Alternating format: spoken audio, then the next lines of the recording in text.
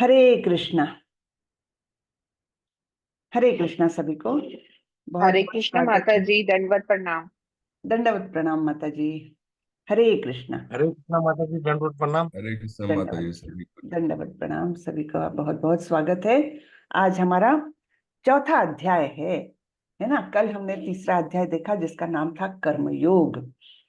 तो आज आगे बढ़ेंगे, थोड़ा सा रिवीजन कर लेते हैं। तीसरे अध्याय में हमने क्या देखा था?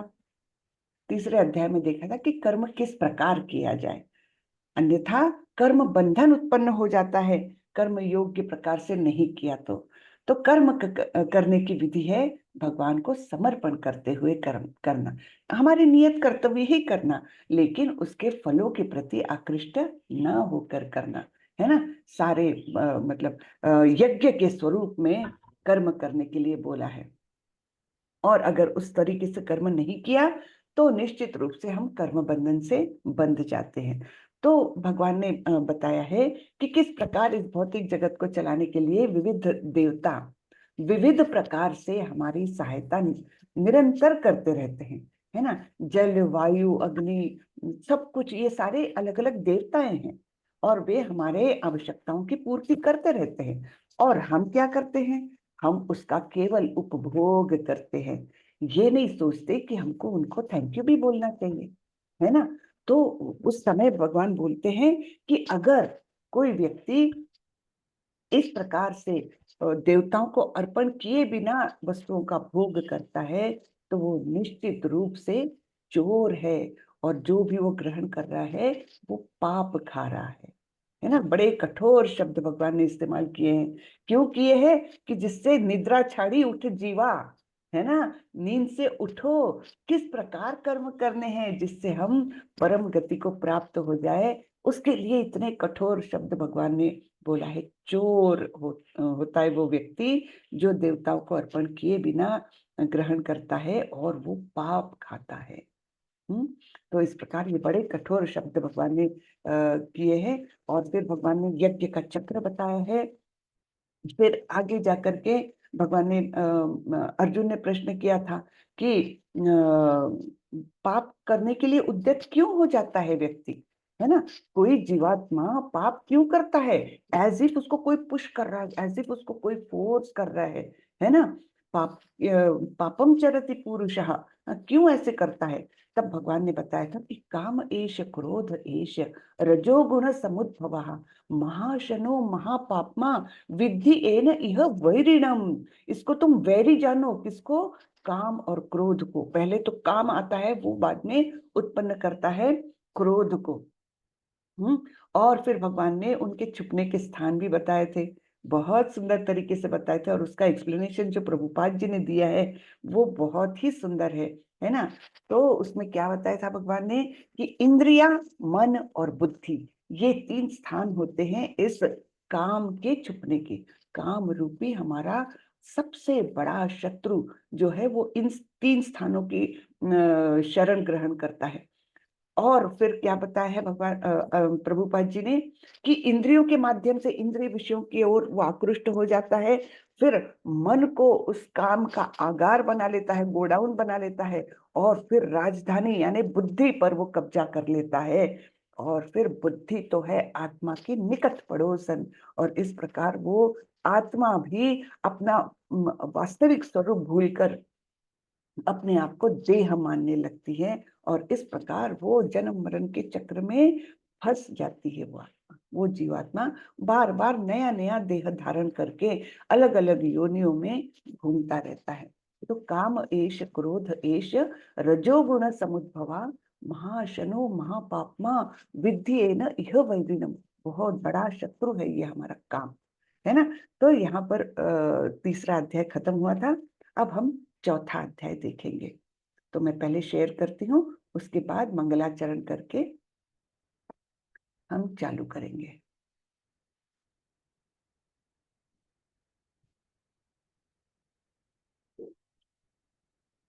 हरे कृष्ण। ओम नमो भगवते वासुदेवाय। ओम नमो भगवते वासुदेवाय। ओम नमो भगवते वासुदेवाय। ॐ अज्ञानतिमिरान्धस्य ज्ञानाञ्जनशलाकया चक्षुरुन्मिलितं येन तस्मै श्रीगुरवे नमः। श्रीचैतन्यमनोभीष्टं स्थापितं येन भूतले स्वयं रूपः कदा मह्यं ददाति स्वपदान्तिकं। वन्देऽहं श्रीगुरो श्रीयुतपदकमलं श्रीगुरुन् वैष्णवांश्च श्रीरूपं साग्रजातं सहगण रघुनाथान्वितं तं सजीवं साद्वैतं सावधूतं परिजनसहितं कृष्णचैतन्यदेवं श्रीराधा कृष्णपादान् सहगण ललिता श्रीविशाखान्वितांश्च। हे कृष्ण करुणा सिंधु दीनबंधु जगत्पते गोपेश गोपिका कांत श्री राधा कांत नमोस्तुते।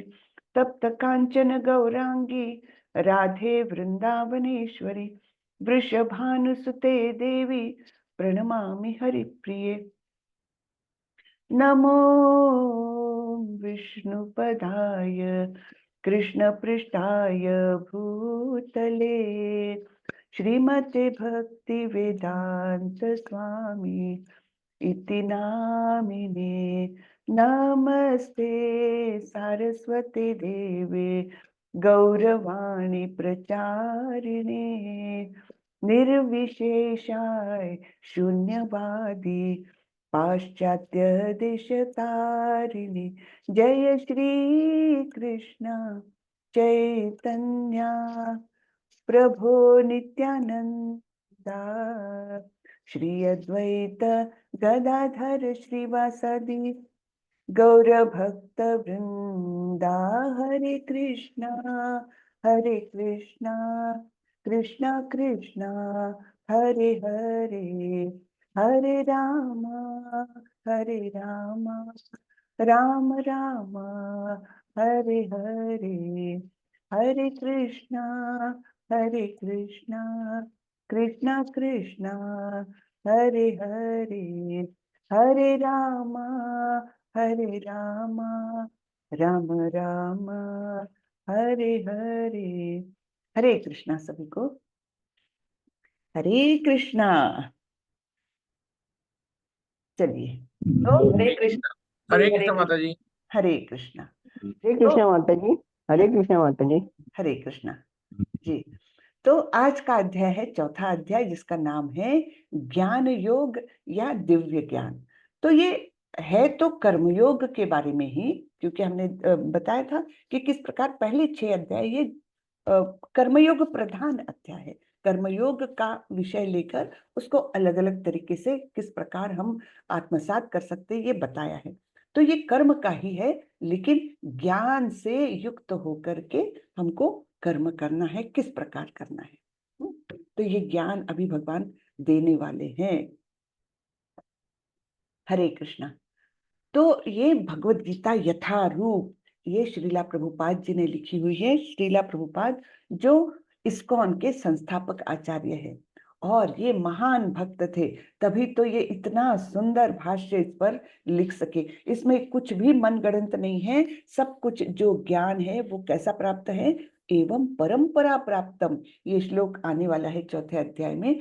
परंपरा से प्राप्त ज्ञान ही शुद्ध ज्ञान होता है। अन्यथा उसमें क्या हो जाता है, मनगढ़ंत बातें, मनोरूप मतलब मनोधर्म से जो उत्पन्न हुई ऐसी बातें उसमें आ जाती है और उसका वास्तविक स्वरूप बिगड़ जाता है।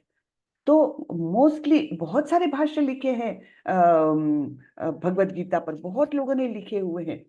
लेकिन होता क्या है कि अगर वो व्यक्ति भक्त नहीं है और उसका ज्ञान जो है वो परंपरा से प्राप्त नहीं है, तो निश्चित रूप में उसमें कुछ तो भी कल्मश आ जाता है, कुछ ना कुछ वो कलुषित हो जाता है। तो हम तो बड़े भाग्यवान हैं कि हमको वास्तविक ज्ञान यहाँ पर मिल रहा है, श्रीमद् भागवत गीता यथारूप प्रभुपाद जी द्वारा लिखित। तो मेरा सभी से बहुत दिल से अनुरोध है, बहुत दिल से रिक्वेस्ट है कि आप सभी लोग ये पुस्तक निश्चित रूप से प्राप्त करें, अपने घर में रखें। केवल आपके पढ़ने के लिए नहीं, आपके घर का वातावरण बदल जाएगा। आज नहीं कल बदलेगा। कल नहीं परसों बदलेगा, लेकिन बदलेगा जरूर, क्योंकि प्रभुपाद जी की किताबें ऐसी है जिनको हम लोग इस्कॉन में बोलते हैं ये टाइम बॉम्ब है, कभी भी फटता है, लेकिन बहुत सुंदर वातावरण निर्मित हो जाती है। तो आप ना भी इसका उपभोग करें, ना भी पढ़े, घर में रखिए, देखिए धीरे धीरे शायद आपकी अगली पीढ़ी इसको पढ़ेगी। मैं तो चाहती हूँ आप सभी लोग पढ़े, यहाँ हैं आप लोग, सवेरे सवेरे 6 बजे उठ करके आप उपस्थित हैं, यानी निश्चित रूप से आप लोगों के मन में कहीं ना कहीं ये श्रद्धा है, तो आप लोग तो पढ़िए ही, लेकिन इसको घर में रखने से जो फायदा होना है वो अगली पीढ़ियों को भी होता है। इसके बारे में मैं एक दो इंस्टेंसेस बताना चाहूंगी, किस प्रकार ये भगवत गीता अपना मतलब चमत्कार दिखा सकती है। तो कोई फॉरेन कंट्री में एक बार ऐसा हुआ कि किसी व्यक्ति ने किसी व्यक्ति के दादाजी, मतलब घर के बुजुर्ग, उनकी डेथ हो गई, तो उनको वो उनका घर खाली करना था। तो वो जाकर के सामान बटोरने लग गए, वहां से जो कुछ निकालना है वही, जैसे खाली करते हैं ना घर, उस प्रकार से। तो वो एंटीक पर चढ़ा, ऊपरी माले पर चढ़ा, वहां पर ट्रंक में कुछ बहुत सारी किताबें रखी हुई थी। तो उसने बोला अब क्या किताबों का क्या करना है, देखने लग गया। उसमें एक भगवत गीता उनको मिली। ये फॉरेन की बात बता रही मैं। तो ये भगवत गीता उनको as it is, Bhagavad Gita as it is, Srila Prabhupada ji द्वारा लिखित इंग्लिश में उनको हाथ में आई। तो ऐसे ही बैठे बैठे क्या है ये देखने लग गए वो व्यक्ति। और फिर देखते देखते उनको जरा उसमें रुचि आने लग गई, थोड़े से एक दो पन्ने पढ़े, रुचि आने लग गई, तो देखा किसने लिखी है, कहाँ ये है, तो अच्छा इस्कॉन वालों ने लिखी है। अच्छा, तो फिर उन्होंने वहां पर पूछताछ की, सर्च किया उस गांव में इस्कॉन का टेम्पल है क्या, तो उन्होंने, उनको पता लगा हाँ है, कहीं है दूर। और फिर वो इस्कॉन में गए और ऐसे भक्तों से मिले, चर्चा की, और फिर उन्होंने वो भगवत गीता पूरी पढ़ी। और फिर आपको आश्चर्य होगा, लेकिन वो इतने बड़े भक्त बन गए, उन्होंने इस्कॉन फुल टाइम ज्वाइन किया और वे महान प्रचारक बने। तो ये होता है, इस प्रकार का इसका असर होता है, कभी ना कभी ये टाइम बॉम्ब फूटता है और उसका असर दिखता है, भक्त निर्माण होते हैं। तो इसलिए ये पुस्तक बहुत ही अच्छी सुंदर पुस्तक है, बहुत महत्वपूर्ण पुस्तक है, आप सभी लोग इसको जरूर प्राप्त करके करें, ऐसा मेरा आप सभी से अनुरोध है। हरे कृष्णा। तो हम देखेंगे भगवत गीता का इतिहास। हाँ, इस अध्याय की शुरुआत भगवान स्वयं कर रहे हैं।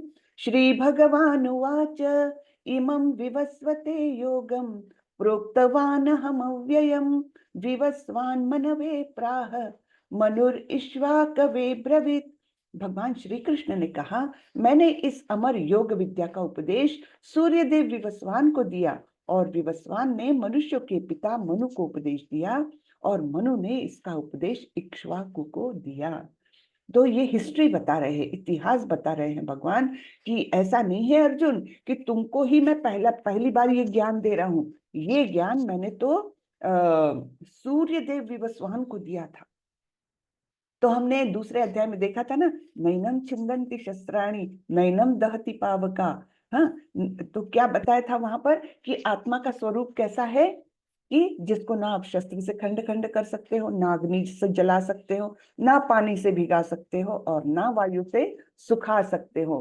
तो उस पर से हमने निष्कर्ष निकालने का प्रयत्न किया था कि अगर आत्मा नहीं जलती है तो देह तो उसका आवरण है।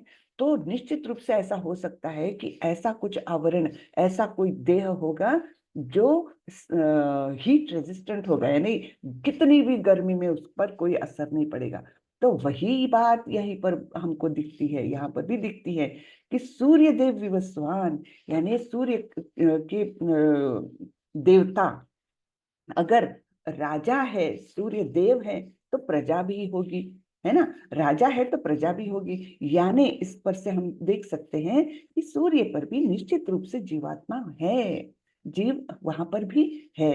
तो भगवान बता रहे हैं कि इस योग विद्या का, अमर योग विद्या का उपदेश जो कभी भी खत्म नहीं होती, ऐसी योग विद्या है। तो इस योग विद्या का उपदेश मैंने सूर्य देव विवस्वान को दिया, और फिर उन्होंने अपने अनुयायियों को बोलिए या अपने शिष्यों को बोलिए, ये विद्या दी। किस किस को दिया? सूर्यदेव विवस्वान ने मनुष्य के पिता मनु को दिया, है ना। सारे मनुष्यों के पिता है मनु, मनु से ही सारे मानव जाति का सृजन हुआ है।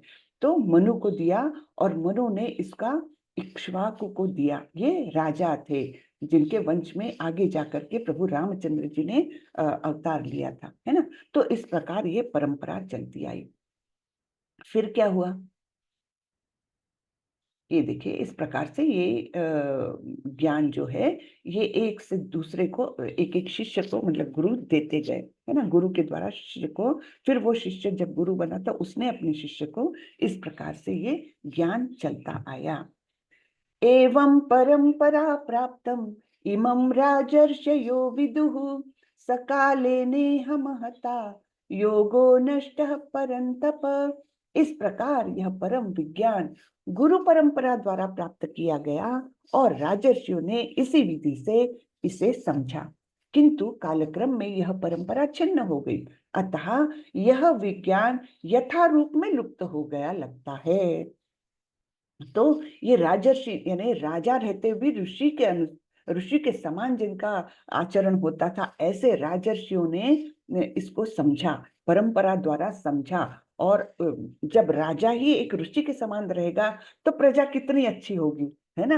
हमने देखा था ना, यद यद आचरति श्रेष्ठ तत्तदेव इतरे जनः, है ना। तो जैसे राजा होती है वैसा ही प्रजा का भी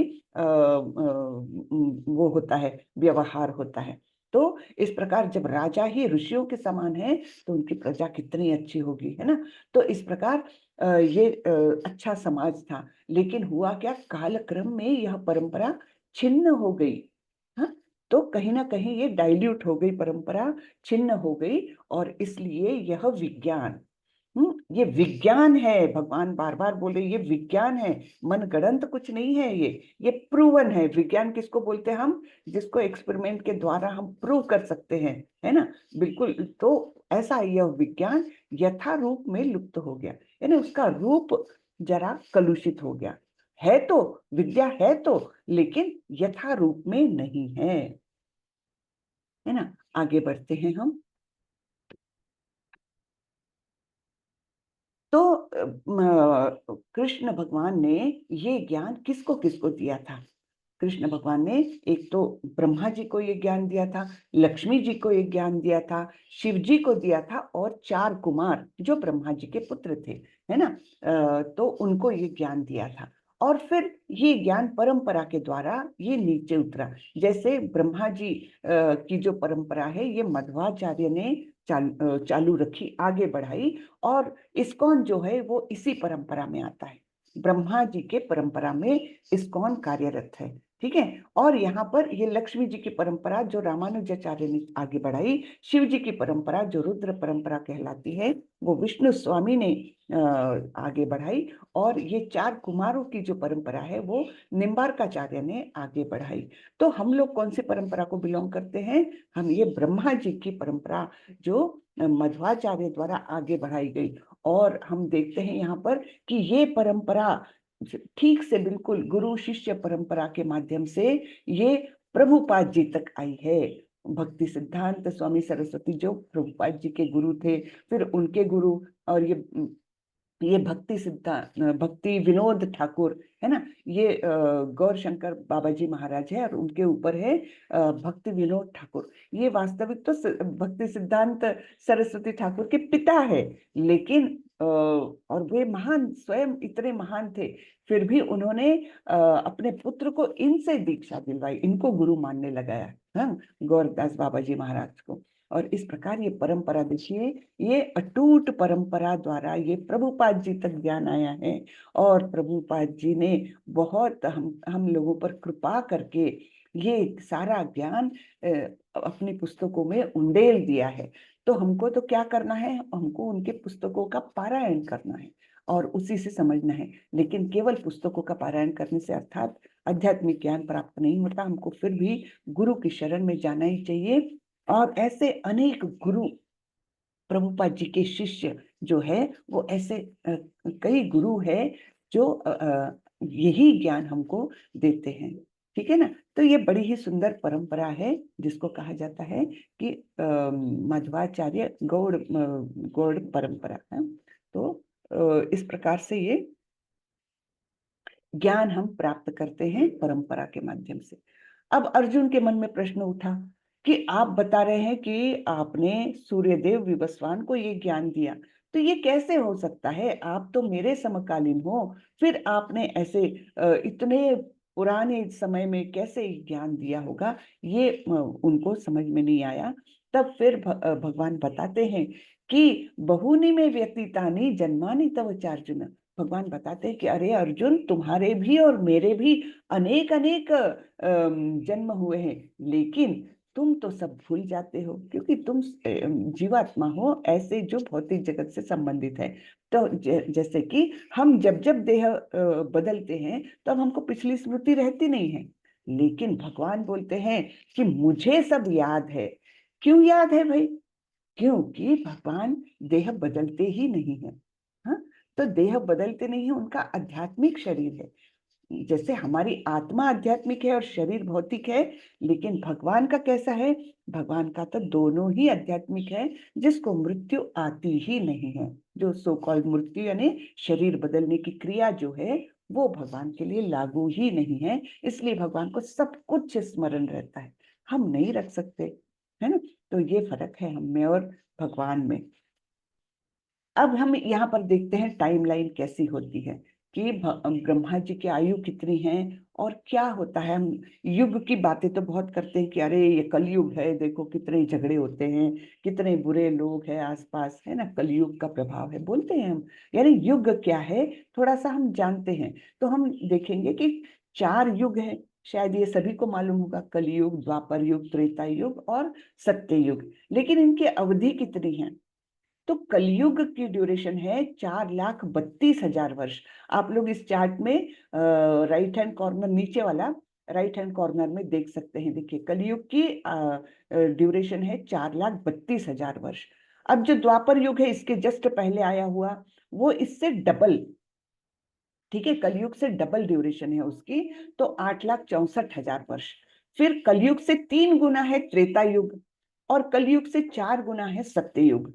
तो इस प्रकार ये कालावधि कैसे बढ़ता गया है, देखिए सत्ययुग सबसे बड़ा है। हाँ, फिर उससे छोटा है त्रेता युग, फिर उससे छोटा है द्वापर युग और कलयुग सबसे छोटा है जो 4,32,000 वर्ष का है। छोटा बोलते हुए भी इतना बड़ा काल है ये, इतना बड़ा समय है ये, है ना। तो इस प्रकार ये 4 युग मिलकर के एक दिव्य युग कहा जाता है। और हर युग के बदलने के समय एक संध्या का समय भी होता है, वो भी इसमें आता है। तो दिव्य युग होता है जो कि 4,04.32 मिलियन ईयर्स, क्योंकि ये कलयुग के 10 गुना हो गया टोटल, है ना। तो दिव्य युग जो है वो 4.32 मिलियन ईयर्स का हो गया 4 युग का। फिर उसके ऊपर आता है मनवंतर।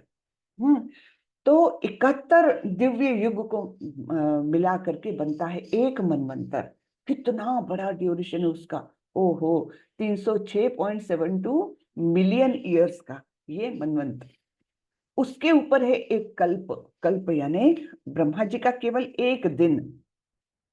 हाँ, तो एक दिन ब्रह्मा जी का इतना बड़ा है, 4.32 बिलियन ईयर्स। इसमें 14 मनवंतर आते हैं और 15 संध्या आती है। तो इस प्रकार ये एक दिन हुआ, उतनी ही बड़ी ब्रह्मा जी की रात भी है।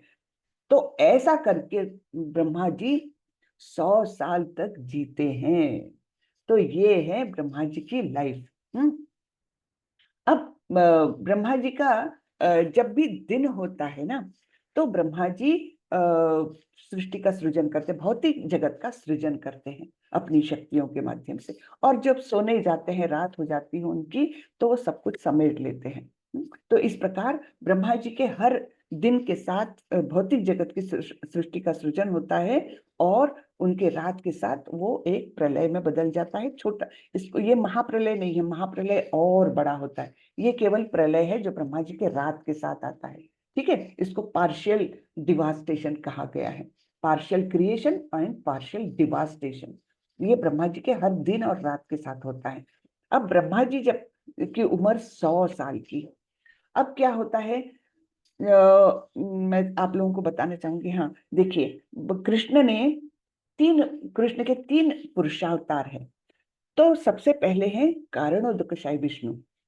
तो कारणोदक विष्णु कारणोदक ओशन में लेट करके सारे ब्रह्मांडों का सृजन करते हैं, सारे ब्रह्मांडों को बनाते हैं। कैसे बनाते हैं? उनके श्वास से और उनके शरीर के रंध्रों से जो वायु निकलती है उसके साथ अनेकानेक अनगिनत ऐसे ब्रह्मांड निकलते हैं।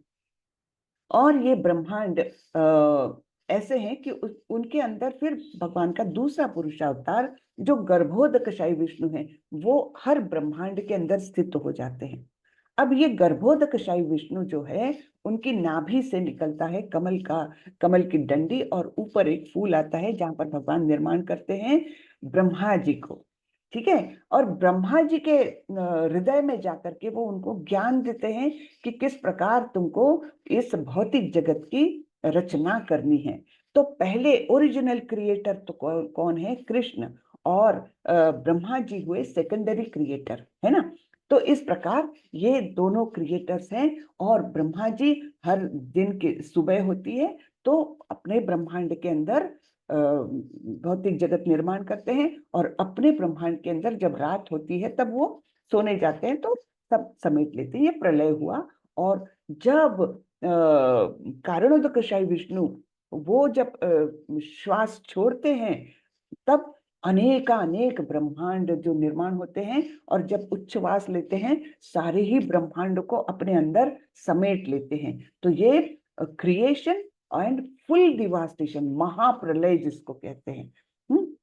ये बहुत बड़ा कालावधि है, 311.04 ट्रिलियन ईयर्स। हाँ, तो इतना सारा ये कालावधि है जब महाप्रलय होता है।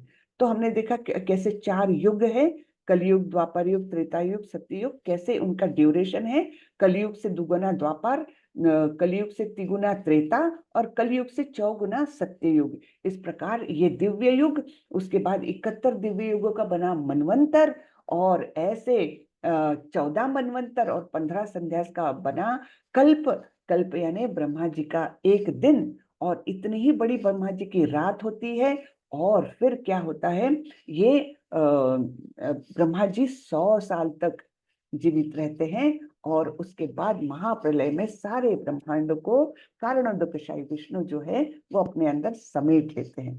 तो बड़ा ही सुंदर ये ज्ञान है। अभी आप लोगों को पहली बार अगर सुन रहे हैं तो शायद समझने में कठिनाई होगी, लेकिन इसका अगर आप अभ्यास करोगे पुस्तक से, तो आप लोगों को बहुत इजीली समझ में आ जाएगा।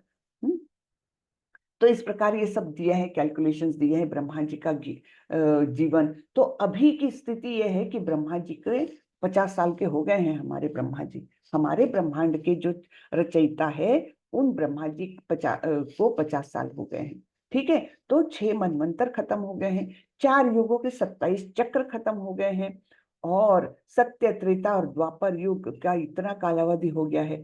और कलयुग में समय बीत गया है, करीबन 5000 वर्ष का समय बीत गया है।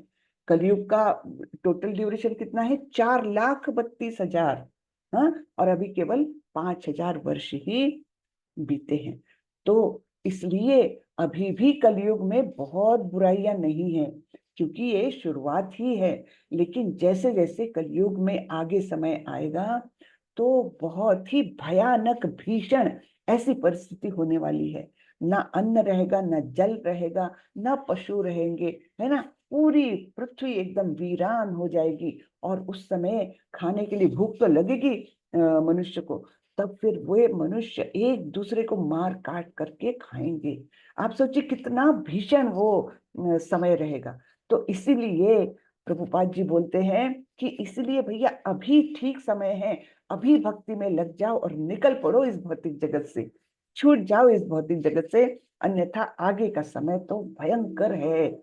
तो हम सभी लोग बहुत भाग्यवान हैं कि हमको कम से कम ये भक्ति का एक छोटा सा बीज मिला हुआ है। हम कहीं ना कहीं से भगवत गीता के संपर्क में आ रहे हैं, और वो भी इतनी अच्छी परंपरा के माध्यम से, है ना। तो हम लोग तो बहुत भाग्यवान हैं, उस भाग्य को हमने नकारना नहीं चाहिए। अभी निकल चलो, इसी जीवन में निकल चलो यहाँ से, बस ये एम रहना चाहिए हमारे जीवन का। नहीं तो आगे कलयुग जैसे जैसे प्रोग्रेस करेगा, बहुत ही भयंकर समय है। और इसीलिए अंत में कल की अवतार होगा और सभी दुष्टों का नाश करके पूरा पृथ्वी का वो कर देंगे, है ना, सभी जीवों को खत्म करके फिर वो उनको ओरिजिनल जहां पर है महाप्रलय, वहां पर ले जाएंगे, कारण दुखशाई विष्णु के अंदर। और फिर जब सृष्टि सृजन होगी तब। लेकिन फिर भी ये बात याद रखनी है हमको कि ऐसा नहीं कि हमको फिर नया लाइफ मिलेगा। नया लाइफ मिलेगा, लेकिन फिर भी हमारी कर्मों की पोटली अगले प्रलय के बाद भी हमारे साथ रहेगी। तो कर्मों की पोटली कहीं नहीं जा रही है हमारे। इसलिए बहुत सावधानी से हमको जीवन जीना चाहिए। मनुष्य जन्म मिला है, उसको सार्थक करना चाहिए, है ना। चलिए आगे बढ़ते हैं। तो इस प्रकार ये सारा कैलकुलेशन बहुत सारा दिया है और बताया है कि यह स्वीकार करते हुए कि मनु के जन्म से पहले गीता का ज्ञान भगवान ने उनके शिष्य सूर्य देवता विवस्वान को दिया था। तो गीता को 1200 लाख साल पहले विवस्वान को दिया गया था। ये सारा कैलकुलेशन किया हुआ है, हाँ? तो 1200 लाख साल पहले ये ज्ञान वास्तविक रूप में भगवान ने विवस्वान को दिया था। और उसके बाद वो धरती पर आई, पृथ्वी पर आई थी वो 20 लाख साल पहले। 1200 लाख साल पहले विवस्वान को दिया है ज्ञान, और 20 लाख साल पहले ये धरती पर आया हुआ ज्ञान है। तो त्रेता युग की शुरुआत में भगवान ने इस विज्ञान को विवस्वान को और विवस्वान ने मनु तक पहुंचाया। मनु मानव जाति के, हरे कृष्णा, मेरी आवाज आ रही है ना, क्योंकि इंटरनेट कनेक्शन खराब बोल रहे हैं। हरे कृष्णा, जी माता जी, आ रही है आवाज। आ रही ना, ओके, धन्यवाद। तो मनु मानव जाति के पिता होने के नाते इसे अपने पुत्र महाराज इक्ष्वाकु को दिया, जो इस पृथ्वी ग्रह के राजा थे और रघुवंश के पूर्वज थे, जिसमें भगवान रामचंद्र प्रकट हुए थे। इसलिए भगवत गीता मानव समाज में इक्ष्वाकु के समय से अस्तित्व में है। और ये फिर कैलकुलेशंस किया, बताया है कि पृथ्वी पर ये 20 लाख वर्ष पहले आई है। तो ब्रह्मा जी का एक दिन इतने वर्षों का है, ब्रह्मा जी का एक घंटा इतने वर्षों का है, ब्रह्मा जी का एक मिनट इतने 60 लाख वर्षों का है, और ब्रह्मा जी का एक सेकंड 1 लाख वर्ष का है हमारे कैलकुलेशन के अनुसार। और ये परंपरा दी है कृष्ण से लेकर देखिए, ब्रह्मा जी, नारद, व्यास, माधव, पद्मनाभ, ये सब करते करते 32वें स्थान पर हम ऐसी भक्ति वेदांत स्वामी प्रभुपाद जी को देख सकते हैं। तो ये परंपरा से प्राप्त ज्ञान हम तक आया हुआ है। अब कृष्ण का अवतरण कैसे होता है? तो अजोपि सन्नव्ययात्मा भूतानाम ईश्वरोपि सन् प्रकृतिम स्वाम अधिष्ठाय संभवाम्यात्म मायया। यद्यपि मैं अजन्मा तथा अविनाशी हूँ और यद्यपि मैं समस्त जीवों का स्वामी हूँ, तो भी प्रत्येक युग में मैं अपने आदि दिव्य रूप में प्रकट होता हूँ। तो भगवान बता रहे हैं कि यद्यपि मेरा स्वरूप कैसा है, अजन्मा है, अविनाशी हूं मैं, और मैं सभी का स्वामी हूँ, सभी जीवों का मैं स्वामी हूँ, फिर भी मैं आता हूँ ना। क्योंकि तो भी प्रत्येक युग में मैं आता हूँ, सत्य युग में भी, द्वापर युग में भी, त्रेता युग में भी, और कलयुग में भी, सभी युगों में मैं आता हूँ। और कलयुग का तो सबसे महत्वपूर्ण अवतार तो हम बिल्कुल हमसे 500 वर्ष पहले ही हुआ था। चैतन्य महाप्रभु स्वयं कृष्ण चैतन्य महाप्रभु के रूप में आए थे, और उन्होंने मतलब कैसा रोल निभाया? उन्होंने एक भक्त का रोल निभाया कि भक्त कैसा होना चाहिए, उसका इंटरेक्शन कैसे होना चाहिए भगवान के साथ। तो खुद के ही वे भक्त बन करके आए थे, और इस प्रकार उन्होंने ये नाम संकीर्तन का प्रचार प्रसार किया।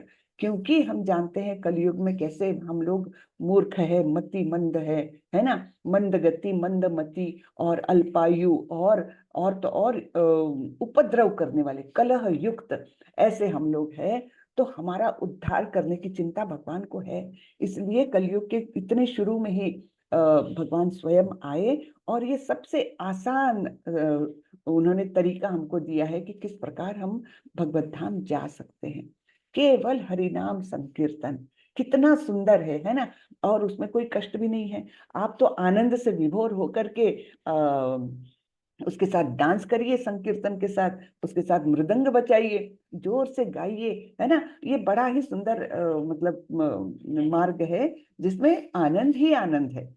आप शांति से बैठकर जप करिए, उसमें एक परम दिव्य आनंद है, या जोर से संकीर्तन करिए, उसमें भी उतना ही दिव्य आनंद है।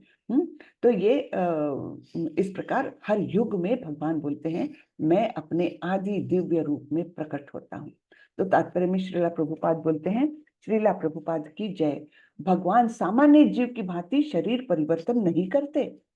इस जन्म में बद्ध जीव का एक प्रकार का शरीर हो सकता है, किंतु अगले जन्म में दूसरा शरीर रहता है। भौतिक जगत में जीव का कोई स्थायी शरीर नहीं है, अपितु वह एक शरीर से दूसरे में देहांतरण करता रहता है। हम तो बार बार देह बदलते रहते हैं। इस जन्म में हमको मनुष्य जीवन मिला है, पता नहीं हमारे कर्म कैसे हैं, अगला जीवन कौन सा मिलेगा, कौन सी योनि मिलेगी, कैसा शरीर मिलेगा, पता नहीं है। तो ये देहांतरण हमारा सतत चलता रहता है। किंतु भगवान ऐसा नहीं करते। जब भी वे प्रकट होते हैं तो अपनी अंतरंगा शक्ति से वे अपने उसी आद्य शरीर में प्रकट होते हैं। दूसरे शब्दों में श्री कृष्ण इस जगत में अपने आदि शाश्वत स्वरूप में दो भुजाओं में बांसुरी धारण किए अवतरित होते हैं।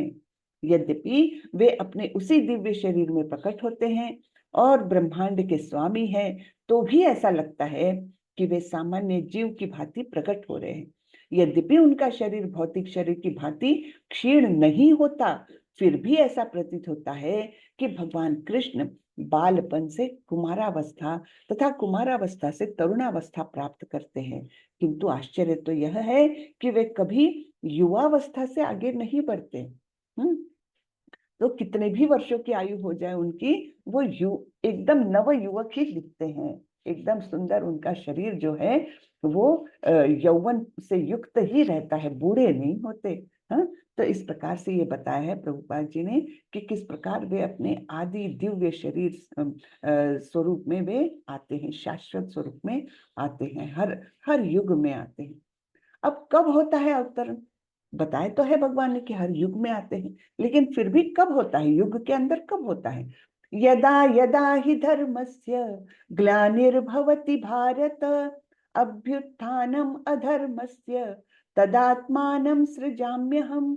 हे भरतवंशी, जब भी और जहां भी धर्म का पतन होता है और अधर्म की प्रधानता होने लगती है, तब तब मैं अवतार लेता हूँ। तो धर्म का पतन होता है और अधर्म प्रबल होने लगता है, तब मैं अवतार लेता हूँ। तो हमको तो ऐसा लगेगा कि यही तो समय है, फिर अब भगवान ने तुरंत आना चाहिए। अभी कितना धर्म का पतन हो रहा है ना। हम तो रोजमर्रा में देखते हैं और अधर्म प्रधान हो रहा है, लेकिन और समय जाना होगा जब भगवान स्वयं आएंगे, है ना। लेकिन भगवान को तो ये सब पता ही था कि इस प्रकार से कलयुग में तो बहुत कष्ट भोगने वाले हैं, इसलिए वो तो पहले ही आ चुके चैतन्य महाप्रभु के रूप में, और बार बार आएंगे। बहुत सारे वैसे तो अवतार हो चुके, बुद्ध का अवतार हो चुका है उनका, और भी वो शक्तिवेश अवतार कुछ हुए हैं, और इस प्रकार से वे बार बार भी आते हैं। लेकिन मतलब किस लिए आते हैं? धर्म की रक्षा करने के लिए। तो इस प्रकार भगवान बार बार अवतार लेते हैं। कृष्ण का अवतरण क्यों होता है? परित्राणाय साधूनां विनाशाय च दुष्कृतां धर्म संस्थापनार्थाय संभवामि युगे युगे। भक्तों का उद्धार करने, दुष्टों का विनाश करने तथा धर्म की फिर से स्थापना करने के लिए मैं हर युग में प्रकट होता हूँ। तो पिछली बार जब द्वापर युग में आए थे, तब क्यों आए थे? क्योंकि कंस जैसे दुष्ट राक्षसों का इतना प्राबल्य हो गया था, इतने प्रबल हो गए थे वे कि उनका नाश करना आवश्यक हो गया था। अब नाश करने के लिए तो भगवान किसी भी देवता को बोल देते, जाओ भाई उनको खत्म कर दो, बहुत ज्यादा वो हो रहे हैं, प्रबल हो रहे हैं। किसी भी देवता के लिए ये काम कोई बहुत मुश्किल नहीं था। लेकिन कृष्ण स्वयं क्यों आते हैं? क्योंकि भक्तों का उद्धार करने। हाँ, तो वो देवकी और वसुदेव ये उनके परम भक्त रहे हैं, जन्मों जन्मों के भक्त रहे हैं, उनका उद्धार करने के लिए स्वयं आते हैं। हाँ, तो भक्तों से उनका इतना प्रगाढ़ संबंध है, इतना प्रेम है कि जो काम वो दूसरों को सौंप सकते हैं, अरे जाओ करके आ जाओ, लेकिन वे स्वयं आते हैं भक्तों का प्रेम पाने के लिए और भक्तों को प्रेम देने के लिए। ठीक है ना? और इस प्रकार वे धर्म की स्थापना करते हैं हर युग में। तो हमको भी डरने की आवश्यकता नहीं, भगवान आएंगे जरूर, किसी भी परिस्थिति में आएंगे जरूर और धर्म की स्थापना करेंगे जरूर। लेकिन उसके पहले हमको ये बहुत गंदा जो कलयुग है उसको झेलना पड़ेगा। भगवान के ऐसे अनेक अनुचर हैं जो असुरों का संहार करने में सक्षम है, किंतु भगवान तो अपने उन निष्काम भक्तों को तुष्ट करने के लिए विशेष रूप से अवतार लेते हैं जो असुरों द्वारा निरंतर तंग किए जाते हैं। असुर भक्त को तंग करता है, भले ही वह उसका सगा संबंधी क्यों न हो। है ना? हमने देखा किस प्रकार कंस तो अपनी सगी बहन को और दामाद को किस प्रकार प्रताड़ित करता है, उनके इतने 6 बच्चों को मार देता है। तो कितना भयंकर मतलब उनका कंस का बात व्यवहार रहा होगा। है ना? तो सगे संबंधियों को भी मार देते हैं वो। यद्यपि प्रहलाद महाराज हिरण्यकश्यप के पुत्र थे, किंतु तो भी वे अपने पिता द्वारा उत्पीड़ित थे। कितना कितना प्रताड़ित किया था प्रहलाद महाराज को उनके पिता ने। है ना? कभी आग उबलते तेल में डाल देना, कभी हिल पर से नीचे फेंक देना, कभी और भी मतलब आग में झोंक देना, और सांप और बिच्छुओं के कमरे में उनको फेंकना, और राक्षसों द्वारा उनको अलग अलग शस्त्रों द्वारा उनको तकलीफ देना। इस प्रकार कितना ज्यादा उनको प्रताड़ित किया था। तो फिर भगवान स्वयं आए थे। है ना? किस रूप में आए थे? नरसिंह देव के रूप में आए थे। और तो और वो देखिए, जब हिरण्यकशिपु उनको बोल रहा था कि कहाँ है तेरे भगवान, जरा दिखा मुझे, तो उन्होंने बोला भगवान तो सब जगह है। तो हिरण्यकशिपु ने क्रोध में आकर बोला क्या इस खंबे में भी है? बोले हाँ, इस खंबे में भी है। तो देखो, भक्त के वचन सत्य करने के लिए भगवान उसी खंबे से प्रकट हो गए, क्योंकि हिरण्यकशिपु ने उस खंबे को लात मार करके गिरा दिया और उसी के अंदर से भगवान स्वयं प्रकट हो गए नरसिंह देव के अवतार में। क्यों? क्योंकि उनको अपने भक्त के वचन भी सत्य करने थे कि हाँ मैं सब जगह हूँ, इस खंबे में हूँ, हाँ इस खंबे में भी हूँ। और इस प्रकार आकर के उन्होंने हिरण्यकशिपु का वध किया था। है ना? इसी प्रकार कृष्ण की माता देवकी यद्यपि कंस की बहन थी, किंतु उन्हें तथा उनके पति वसुदेव को इसलिए दंडित किया गया था क्योंकि उनसे कृष्ण को जन्म लेना था। अतः भगवान कृष्ण मुख्यतः देवकी के उद्धार करने के लिए प्रकट हुए थे, कंस को मारने के लिए नहीं। तो मुख्य उद्देश्य क्या होता है भगवान का अवतार लेने में? कि उनको भक्तों का उद्धार करना है, भक्तों को प्रेम देना है, हाँ, भक्तों को आनंद देना है, इसके लिए वे आते हैं, किसी को मारने के लिए नहीं। वो तो एक सेकेंडरी कार्य वो कर देते हैं ऐसे ही। किंतु वे दोनों कार्य एक साथ संपन्न हो गए। अतः यह कहा जाता है कि भगवान भक्त का उद्धार करने तथा दुष्ट असुरों पर संहार करने के लिए विभिन्न अवतार लेते हैं। तो कृष्ण को जानने का क्या लाभ? अब यहाँ तक तो हमने समझ लिया कि इतिहास कैसा है और कब कब आते हैं, क्या करते हैं, ये सब। लेकिन ये सब जानने का क्या लाभ? कुछ लाभ भी तो होना चाहिए। तो भगवान बताते हैं, जन्म कर्म च मे दिव्यम एवं यो वेत्ति तत्वतः त्यक्त्वा देहं पुनर्जन्म नैति मामेति सोऽर्जुन। हे अर्जुन, जो मेरे आविर्भाव तथा कर्मों की दिव्य प्रकृति को जानता है, वह इस शरीर को छोड़ने पर इस भौतिक संसार में पुनः जन्म नहीं लेता, अपितु मेरे सनातन धाम को प्राप्त होता है। तो जो भगवान की दिव्य लीलाओं को समझता है ना, कि किस प्रकार उनके हर एक्शन के पीछे कितना एक गहरा कारण होता है, वो जो समझता है और उनके हर कर्म के दिव्यता को समझता है। अब भगवान तो छोटे से बालक के रूप में जब थे, यशोदा मैया से छड़ी भी खाते थे, उनसे तो उनको तो उखल से बांध करके उन्होंने सजा भी दी थी। तो ये क्या, तब क्या भगवान नहीं है वो? शक्तिशाली नहीं है वो उतने ही शक्तिशाली है, चाहे वे बालक के रूप में हो, चाहे कुछ भी करे, लेकिन वो क्यों करते हैं? अपने भक्त को आनंद देने के लिए ऐसी आनंदमय लीलाएं वे करते हैं। है ना? नहीं तो हम सोचेंगे अरे ऐसे कैसे भगवान है जिनको बांध दिया जाता है। भगवान तभी बंधते हैं जब वो स्वयं चाहते हैं, तब तक कोई उनको बांध नहीं सकता। हाँ, तो भगवान छोटे से नन्हे से कृष्ण दौड़ रहे हैं और यशोदा मैया उनको जाके पकड़ लेती है। भगवान अगर पकड़े जाते तो ऐसे कैसे भगवान, ऐसा नहीं सोचना है। भगवान की जब इच्छा है तभी वो पकड़े जाएंगे, अन्यथा कभी भी नहीं पकड़े जाएंगे, कभी भी नहीं बंधे जाएंगे। लेकिन ये सब लीलाएं क्यों करते हैं? अपने भक्त को आनंद देने के लिए ऐसी अप्रतिम लीलाएं उनकी चलती रहती है ना?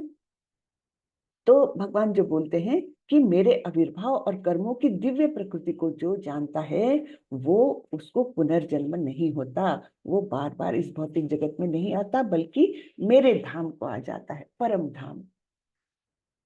और कृष्ण और हमारे बीच में अंतर क्या है, क्या क्या डिफरेंसेस है हम में और कृष्ण में, है ना? हम भी जीव है, वो भी जीव है। हाँ, कृष्ण का स्वरूप आध्यात्मिक है और हमारा स्वरूप अस्थाई है। भगवान का जो शरीर है वो दिव्य है और वो आध्यात्मिक है, उसका कभी भी नाश नहीं होता इस शरीर का। लेकिन हमारा शरीर जो है नाशवान है ना? तो हमारा शरीर नाश हो जाता है, फिर आत्मा को दूसरा देह धारण करना पड़ता है, वैसे भगवान का नहीं होता। फिर हम माया द्वारा नियंत्रित होते हैं और कृष्ण माया के नियंत्रक है। हाँ, जो 3 गुण है, सतोगुण, रजोगुण और तमोगुण, ये हमको बांधे रखते हैं, इसलिए हमको बद्ध जीव कहा जाता है। लेकिन भगवान इनसे परे है, इनसे ऊपर है और उनकी ही निर्मिति है, उनके ही नियंत्रण में है ये तीनों गुण, सारा भौतिक जगत उनके नियंत्रण में है। तो ये भी मेन डिफरेंस हुआ। अब जब ये शरीर के बारे में हमने बात की, तो हमारा जो अस्तित्व है ये देखिए 3 प्रकार का है। सबसे ऊपर तो जो है ग्रॉस बॉडी यानी स्थूल शरीर हमारा, वो कौन सी चीजों से बना हुआ है? अग्नि, जल, वायु, पृथ्वी, आकाश, इन 5 महाभूतों से बना हुआ ये हमारा शरीर है ना? और जब फिर हाँ ठीक है बताती हूँ। तो और उसके अंदर है एक सूक्ष्म शरीर जो बना हुआ है मन, बुद्धि और अहंकार से, झूठे अहंकार से। झूठा अहंकार क्यों? क्योंकि हम अपने आप को देह मानने लगे हैं। तो इसलिए ये अहंकार झूठा है। अहंकार तो रहेगा, अहंकार यानी क्या? मैं हूं। फिर मैं कौन हूं? जब हम अपने आप को देह मानने लगते तो वो झूठा अहंकार हो गया। और जब हम अपने आप को भगवान का नित्य सेवक एवं भगवान का अंश मानते हैं, ये हमारा वास्तविक स्वरूप है। तो वो जब हमारा आइडेंटिफिकेशन हम करते हैं तब वो हमारा सच्चा अहंकार है। तो अहंकार तो रहेगा। अहंकार को मतलब हम बड़े बुरे मतलब से उसको वापरते हैं, लेकिन सच्चा उसका मतलब क्या है कि अहंकार तो रहेगा ही, मैं हूं, ये तो रहेगा ही, लेकिन वो मैं देह हूं या मैं भगवान का नित्य दास हूं, ये 2 भिन्नताएं हैं। अब ये स्थूल शरीर, सूक्ष्म शरीर और उसके अंदर है ये सोल यानी आत्मा। ये पूर्णतः आध्यात्मिक है, इसका कभी भी नाश नहीं होता। ये पूर्णतः आध्यात्मिक है। लेकिन जैसे हमने देखा था कि किस प्रकार हमको बाहरी वातावरण हमको कलुषित करते हैं और धीरे धीरे इंद्रियाणि मनोबुद्धिर अस्याधिष्ठानम् उच्यते, किस प्रकार वो बुद्धि तक हमारा कल्मश आ गया तो वो आत्मा को भी कलुषित कर सकता है। यद्यपि आत्मा एकदम पवित्र है, सच्चित आनंद स्वरूप है, जैसे भगवान है, भगवान का जो स्वरूप है वही हमारे आत्मा का भी स्वरूप है, सच्चित आनंद स्वरूप। लेकिन उसके ऊपर अनेक अनेक जन्मों का ये जो मैल बैठा है, इसलिए हम हमारा वास्तविक स्वरूप भूल जाते हैं। ठीक है, तो ये 3 प्रकार का ये शरीर के बारे में हमने देखा, स्थूल शरीर, सूक्ष्म शरीर और आत्मा। ये यथा मां प्रपद्यन्ते तांस्तथैव भजाम्यहम् मम वर्त्मानुवर्तन्ते मनुष्यः पार्थ सर्वशः। जिस भाव से सारे लोग मेरी शरण ग्रहण करते हैं उसी के अनुरूप मैं उन्हें फल देता हूँ। हे पार्थ, प्रत्येक व्यक्ति सभी प्रकार से मेरे पथ का अनुगमन करता है। तो तात्पर्य में श्री प्रभुपाद बोलते हैं, कोई एक भक्त कृष्ण को परम स्वामी के रूप में चाह सकता है, दूसरा अपने सखा के रूप में, तीसरा अपने पुत्र के रूप में, और चौथा अपने प्रेमी के रूप में। तो कृष्ण सभी भक्तों को समान रूप से उनके प्रेम की प्रगाढ़ता के अनुसार फल देते हैं। तो जिस भाव से हम भगवान के शरण जाते हैं, भगवान से प्रेम करते हैं, जिस भी भाव से, उसी भाव में भगवान हमको रेसिप्रोकेट करते हैं। जैसे यहाँ पर ये गाय का बछड़ा देखिए, उनके चरणों में कितने शांत भाव से है, तो भगवान भी उसको शांत भाव से रेसिप्रोकेट करते हैं। यहाँ पर हम देखते हैं बलराम जी बड़े होते हुए भी उनके पैर दबा रहे हैं, तो कृष्ण भी कभी ना कभी बलराम के को रेसिप्रोकेट करेंगे, वही प्रेम, वही सेवा। तो यहाँ पर कृष्ण स्वयं बलराम जी के पैर दबा रहे हैं। तो जिस भाव से हम भगवान के से मिलते हैं, भगवान उसी भाव से हमको रेसिप्रोकेट करते हैं। इस संसार में मनुष्य सकाम कर्मों में सिद्धि चाहते हैं, फलस्वरूप वे देवताओं की पूजा करते हैं। निस्संदेह इस संसार में मनुष्य को सकाम कर्म का फल शीघ्र प्राप्त होता है। तो हम लोग तो कहाँ पर अटके हुए हैं? भौतिक जगत में अटके हैं, जहां पर हमको चाहिए, मुझे पैसा चाहिए, मेरे बच्चे को नौकरी चाहिए, है ना, मेरे बेटी को पुत्र चाहिए। ये सब क्या है? सकाम इच्छाएं, है ना, ये कुछ प्राप्ति की इच्छाएं। तब जब ऐसी प्राप्ति की इच्छाएं हमारे मन में आती है, तब हम लोग क्या करते हैं? देवताओं की पूजा में लग जाते हैं, है ना। हमको कोई ना कोई बताता है, भैया मार्गदर्शन करने वाले तो बहुत लोग मिल जाते हैं हमको ऐसे, कि अरे तुम तो ऐसे करो, शिव जी की पूजा करो, शिव जी के व्रत करो, तो तुम्हारी लड़की का विवाह जल्दी हो जाएगा। इस प्रकार सकाम कर्मों में हम लोग उलझे रहते हैं और फिर देवताओं की पूजा करते हैं। भगवान बोल रहे हैं कि निश्चित रूप से, निस्संदेह मनुष्य को सकाम कर्म का फल शीघ्र मिलता है। देवता लोग दे देते हैं ये, लेकिन देवता इंडिपेंडेंटली नहीं देते, उनकी इच्छाएं पूरी नहीं करते, उनको भगवान से अप्रूवल लगता है, अपने मन से नहीं दे सकते। ठीक है। तो तात्पर्य में श्रीला प्रभुपाद बोलते हैं, इस जगत के देवताओं के विषय में भ्रांत धारणा है और विद्वत्ता का दंभ करने वाले अल्पज्ञ मनुष्य इन देवताओं को परमेश्वर के विभिन्न रूप मान बैठता है। हाँ, सबको लगता है अरे क्या फर्क पड़ता है, मैं तो पूजा कर रहा हूं ना, इनकी करूं या उनकी करूं या उनकी करूं, क्या फर्क पड़ता है। लेकिन ऐसा नहीं है। इसमें हम एक उदाहरण देख सकते हैं कि अगर हमको दिल्ली जाना है, तो हमको दिल्ली के ट्रेन का टिकट लेकर दिल्ली जाने वाली ट्रेन में बैठना होगा, तब कहीं जाकर हम दिल्ली पहुंचेंगे। ये नहीं कि हम कोई भी टिकट ले लें और कोई भी ट्रेन में बैठ जाओ और सोचे हम तो दिल्ली जाएंगे। ऐसा नहीं होता है। वही बात यहाँ पर है कि देवताओं की पूजा करोगे तो अलग जगह पहुंचोगे, भगवान की पूजा करोगे तो अलग जगह पहुंचेंगे, अलग फल प्राप्त करोगे, है ना। तो वस्तुतः ये देवता ईश्वर के विभिन्न रूप नहीं होते, किंतु वे ईश्वर के विभिन्न अंश होते हैं। ईश्वर तो एक है, किंतु अंश अनेक है। ईश्वर एक है, ईश्वर परम कृष्ण। ये ब्रह्म संहिता का की शुरुआत है। हाँ, ब्रह्म संहिता है ना, ब्रह्मा जी ने कृष्ण की हुई स्तुति है, कृष्ण के बारे में बताया है। तो उसकी शुरुआत ही इस श्लोक से होती है। ईश्वर परम कृष्ण सच्चिदानंद विग्रह अनादिरादिर गोविंद सर्व कारण कारणम। हाँ, ये शुरुआत ही होती, सभी कारणों के कारण कृष्ण है। हाँ, और परम ईश्वर कृष्ण है। अब ईश्वर तो हम सभी लोग हैं, मालूम है, हम सभी लोग छोटे मोटे ईश्वर है, क्योंकि हम छोटे मोटी चीजों को कंट्रोल करते। ईश्वर यानी क्या? नियंत्रक। तो जैसे हम अगर ऑफिस जाते हैं और ऑफिस में बॉस है, तो हम ऑफिस के ईश्वर हुए। घर में हम बड़े हैं घर के, तो हम घर के ईश्वर हुए। लेकिन हमारे ऊपर हमेशा कोई ना कोई रहता है। लेकिन परम ईश्वर कौन है? जिनके ऊपर कोई नहीं, परम ईश्वर वो है भगवान कृष्ण। ठीक है। ईश्वर परम कृष्ण चातुर्वर्ण्यं मया सृष्टं गुणकर्म विभागशः तस्य कर्तारमपि मां विद्य कर्तारमव्ययम्। प्रकृति के तीनों गुणों और उनसे संबंध कर्म के अनुसार मेरे द्वारा मानव समाज के 4 विभाग रचे गए हैं। यद्यपि मैं इस व्यवस्था का सृष्टा हूं, किंतु तुम यह जान लो कि मैं इतने पर भी अव्यय अकर्ता हूं।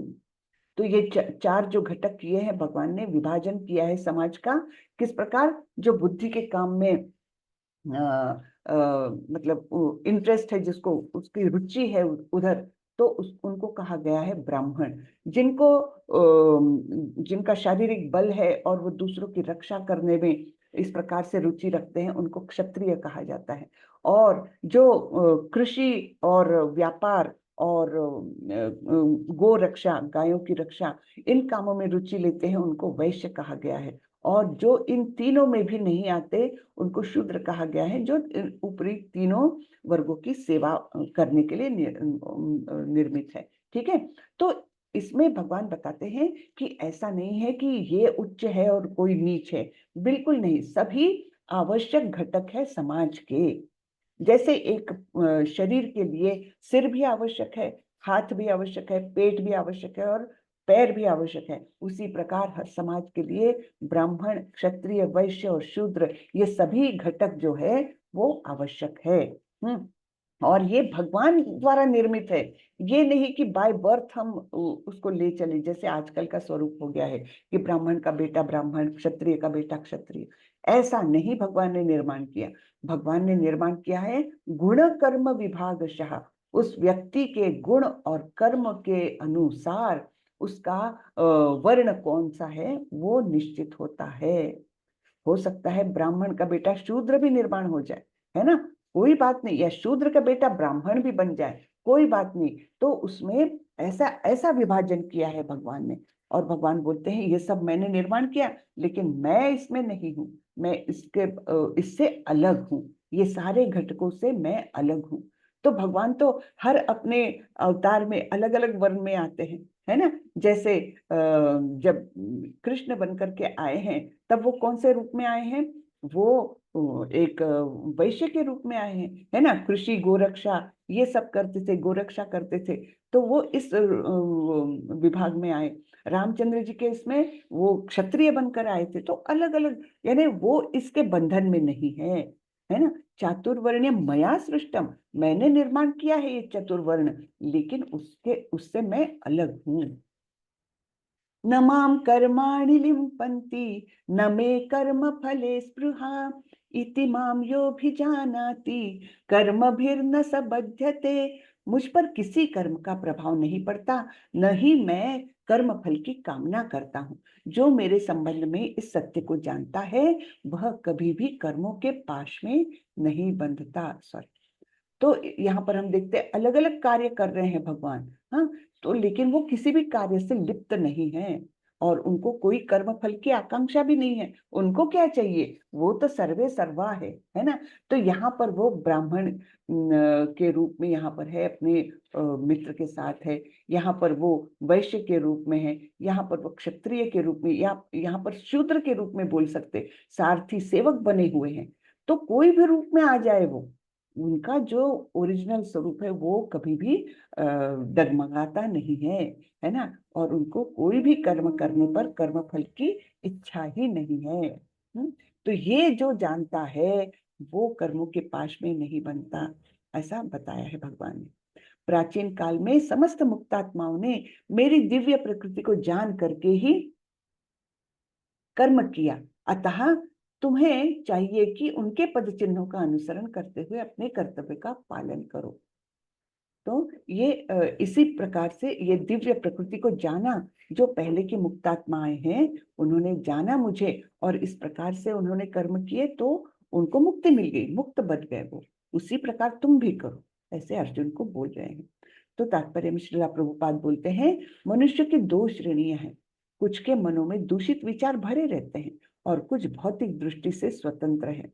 कृष्ण भावनामृत इन दोनों श्रेणियों के व्यक्ति के लिए समान रूप से लाभप्रद है। तो देखिए, कृष्ण की भक्ति जो है, आप किसी भी स्तर पर हो, हाँ, आपके मन में दूषित विचार है, आप पापी है, कुछ भी है, फिर भी आपके लिए बहुत ये लाभप्रद है कृष्ण भावनामृत। जिनके मनों में दूषित विचार भरे हैं, उन्हें चाहिए कि भक्ति के अनुष्ठानों का पालन करते हुए क्रमिक शुद्धिकरण के लिए कृष्ण भावनामृत को ग्रहण करें। और जिनके मन पहले ही ऐसी अशुद्धियों को से स्वच्छ हो चुके हैं, वे उसी कृष्ण भावनामृत में अग्रसर होते रहें जिससे अन्य लोग उनके आदर्श कार्यों का अनुसरण कर सके और लाभ उठा सके। तो दोनों ही प्रकार के व्यक्तियों के लिए ये कृष्ण भावनामृत जो है ये बहुत लाभप्रद है। कर्मणो ह्यपि बोद्धव्यम बोद्धव्यम च विकर्मणः अकर्मणश्च बोद्धव्यम गहना कर्मणो गतिः। कर्म की बारीकियों को समझना अत्यंत कठिन है, अतः मनुष्य को चाहिए कि वह यह ठीक से जान ले कि कर्म क्या है, विकर्म क्या है और अकर्म क्या है। तो इन तीनों के बारे में बारीकियां जानना बहुत आवश्यक है, क्योंकि कर्म की गति बहुत ही कठिन है, उनकी गति जानना, उनकी बारीकियां जानना कठिन है। तो ये है अकर्म। अकर्म अर्थात भगवान के लिए किया हुआ कर्म, स्वतः के लिए नहीं, भगवान की तुष्टि के लिए किया हुआ कर्म। ये नारद मुनि है और वो क्या करते हैं, नारायण नारायण, है ना, हमेशा भगवान के नाम का जप करते हैं। तो अगर हम भी हरे कृष्ण महामंत्र का जप करेंगे तो वो कौन सी क्रिया में आएगा, अकर्म में आएगा, आध्यात्मिक कर्म में आएगा। फिर अपने कर्म फलों की सारी आसक्ति को त्याग कर सदैव संतुष्ट तथा स्वतंत्र रहकर वह सभी प्रकार के कार्यों में व्यस्त रहकर भी कोई सकाम कर्म नहीं करता। तो इस प्रकार से जो दूसरों की सहायता के लिए अगर कार्य कर रहा है उसको कर्म फल नहीं चाहिए, ये नहीं, ये देखिए, ये एक भक्त है ना, उन्होंने कंठी पहन रखी है और सिर पर शिखा है, तो ऐसे ये केवल मदद के लिए किसी के लिए काम कर रहे हैं, तो कर्म फल नहीं चाहिए उनको, वे स्वतंत्र है और इस प्रकार कर्म करते हुए वे वो काम सकाम कर्म में नहीं आता, वो निष्काम कर्म होता है ना। जो व्यक्ति कृष्ण भावनामृत में पूर्णतया लीन रहता है उसे अपने आध्यात्मिक कर्मों के योगदान के कारण अवश्य ही भगवत धाम की प्राप्ति होती है, क्योंकि उसमें हवन आध्यात्मिक है और हवि भी आध्यात्मिक है। यहाँ पर कौन है, ये प्रभुपाद जी है ना। तो ये पूर्णतः कृष्ण भावनामृत में लीन है और सभी जो भी इन्होंने कार्य किया वो निष्काम रूप से किया, खुद के लिए नहीं किया, लोगों के उद्धार के लिए किया। तो इस प्रकार से उनका जो कार्य है वो उनको निश्चित रूप से भगवत धाम की ओर ले गया है। तो ऐसे जो लोग हैं उनमें से कुछ यानी विशुद्ध ब्रह्मचारी श्रवणादि क्रियाओं तथा इंद्रियों को मन की नियंत्रण रूपी अग्नि में स्वाहा कर देते हैं। तो कुछ लोग जो नियमित गृहस्थ है इंद्रिय विषयों को इंद्रियों की अग्नि में स्वाहा कर देते हैं। तो अलग अलग प्रकार से कर्म करते रहकर अच्छे कर्म कैसे किए जाते हैं ये बताया है कि ऐसे लोग ब्रह्मचारी लोग क्या करेंगे, भजन करेंगे, सुनेंगे, भगवान की कथाएं सुनेंगे, तो उनका आचरण अलग दिखता है, लेकिन वो भी अच्छी क्रिया है। जैसे जो गृहस्थ जीवन में है और वो अपने इंद्रियों को पूरी तरह से अपने वश में करके जीवन जीते हैं, वो भी कर्म दिव्य है। कठोर व्रत अंगीकार करके कुछ लोग अपनी संपत्ति का त्याग करके कुछ कठिन तपस्या द्वारा, कुछ अष्टांग योग पद्धति के द्वारा अथवा दिव्य ज्ञान में उन्नति करने के लिए वेदों के अध्ययन द्वारा प्रबुद्ध बनते हैं। तो अलग अलग प्रकार से ये क्रियाएं हैं जिनके द्वारा हम प्रबुद्ध बन सकते हैं, अर्थात भक्ति में आगे बढ़ सकते हैं। तो तात्पर्य में श्रीला प्रभुपाद बोलते हैं, मानव जीवन के चारों आश्रमों के सदस्य, चार आश्रम कौन से हैं, ब्रह्मचारी, गृहस्थ, वानप्रस्थ तथा सन्यासी, पूर्ण योगी बनने के निमित्त है। तो ये चार आश्रमों की निर्मित क्यों की है, पूर्ण योगी बनने की तरफ हम जा सकते हैं।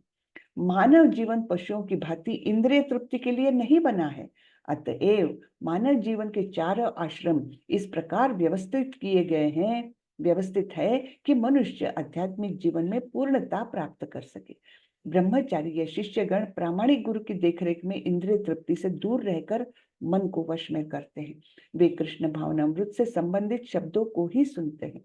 श्रवण ज्ञान का मूल आधार है, अतः शुद्ध ब्रह्मचारी सदैव भगवान के यश के कीर्तन तथा श्रवण में ही लगा रहता है। श्रवण ये क्या है, श्रवण यानी सुनना, ये बिल्कुल बेस है अध्यात्म का। तो 9 प्रकार से भक्ति की विधियां बताई गई हैं। एक है श्रवण यानी सुनना, कीर्तन यानी बोलना, हाँ, और फिर स्मरण याद करना भगवान।